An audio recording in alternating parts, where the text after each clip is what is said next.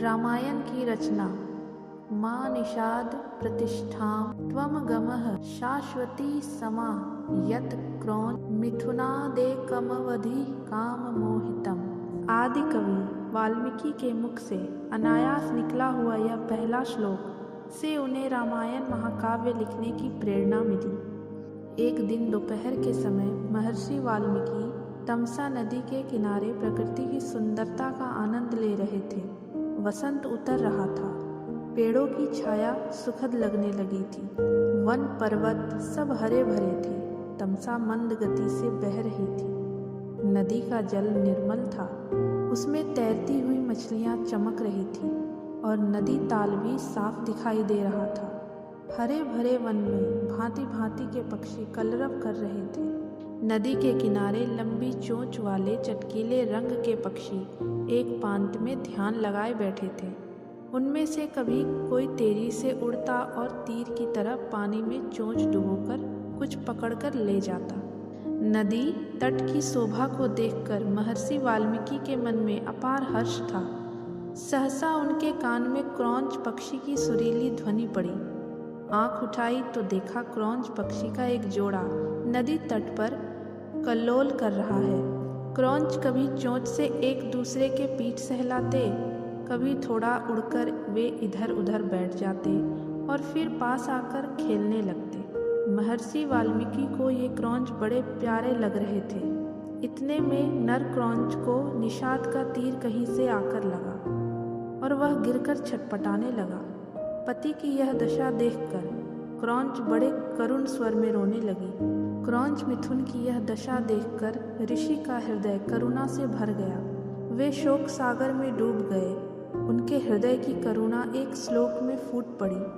हे निषाद, तू बहुत दिन तक प्रतिष्ठित न रह सकेगा, क्योंकि तूने क्रौंच के जोड़े में से प्रेम मग्न नर पक्षी को मार डाला है।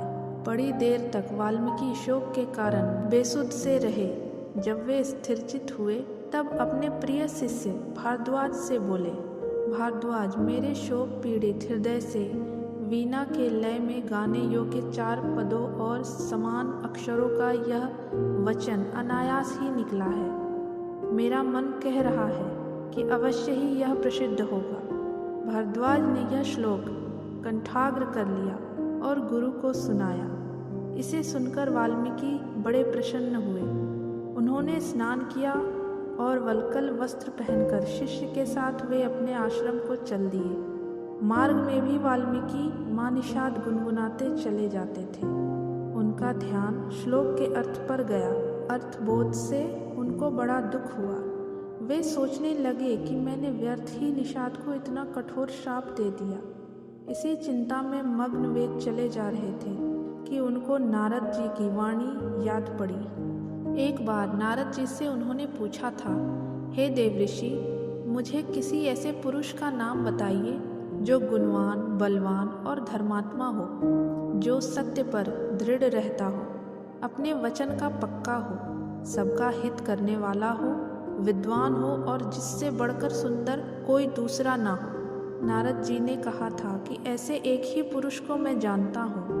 वे इक्ष्वाकु वंश के राजा दशरथ के पुत्र राम हैं। वे सब तरह से गुणवान और रूपवान हैं और जब क्रोध करते हैं तब डर के मारे देवता और दानव भी कांप उठते हैं। वाल्मीकि को ये सब बातें याद पड़ी और रामायण की जो कथा नारद जी ने संक्षेप में सुनाई थी वह भी उनको याद आई। यह याद आया कि देवऋषि देवलोक को आकाश मार्ग से किस अद्भुत गति से चले गए थे। जब महाराज रामचंद्र की कथा वे दोहराने लगे तो सहसा माँ निषाद श्लोक का एक दूसरा अर्थ उनके मन में आया है। माधव रामचंद्र, तू अनेक वर्ष तक राज करेगा, क्योंकि तूने मंदोदरी रावण जोड़े में से काम पीड़ित रावण को मार डाला है।